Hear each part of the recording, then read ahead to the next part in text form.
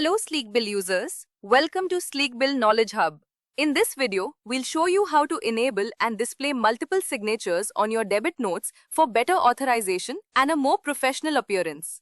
Open your browser and visit www.sleekbill.in. Click on the login button available at the top right corner of the screen. Enter your registered email ID and password, then click on Sign In. After logging in, you will reach the Sleek Bill dashboard. From the left side menu, click on Preferences. Inside Preferences, go to Documents and then select Debit Note. Enable the options for primary signature and secondary signature by toggle on. Once you have enabled the required signature options, click on the Save button to apply the changes.